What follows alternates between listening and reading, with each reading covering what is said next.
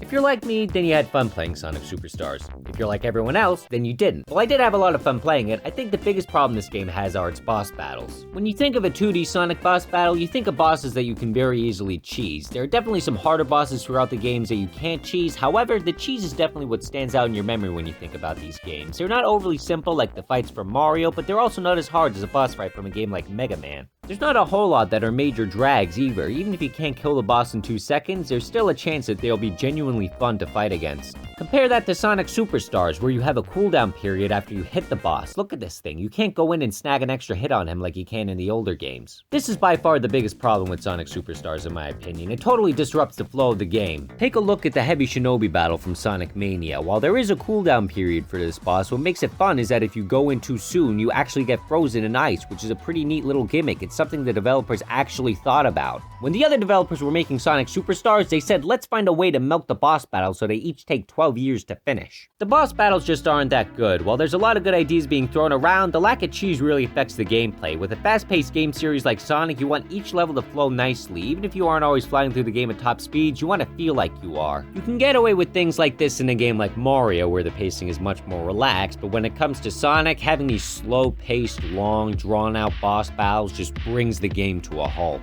I think the only thing worse than the bosses in this game is the song that plays during the boss battles. In the classic Sonic games, you have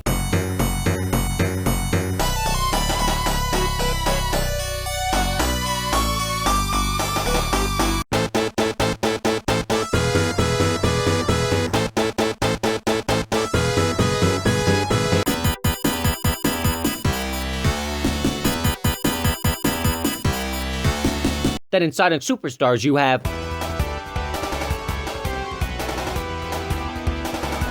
I get where they're coming from and how they're trying to recapture the same style as the older games, but here it just doesn't work. Now, with all that being said, while I do dislike the cooldown period for a lot of the bosses, there are still actually a handful of pretty neat boss battles here. For one, you have the Ice Bird from the Ice level. It's one of the harder bosses in the game. The Fantasy Zone boss is also really fun. Depending on which character you play as, the little ship you fly around in is different. It's a nice little touch that gives the level a little more personality. Then there's the Nack battles, which are also really fun. You don't really see a lot of recurring bosses in the Sonic series outside of Eggman and Metal Sonic, so it's nice to have Nack show up every now and then as a boss. The fights with him are pretty fun. There's never any parts with him that feel cheap or drawn out. I think they did a good job with his battles. The final battle in Trip's story against Nack the Weasel is possibly the hardest battle in all of 2D Sonic. What's more is that while it does take a while, there are a lot of unique and fun mechanics at play here. Mecha Nack looks really cool. The fact that you have to hit these little ant guys back at Nack to deal damage to him is also pretty cool. However, what's not cool is the fact that you have to play through this long level every time you want to fight him. This guy can't be beaten in just one sitting either, so that means you're going to be playing through this level at least twice. They should have just made this its own act entirely as opposed to having it as a part of the final level.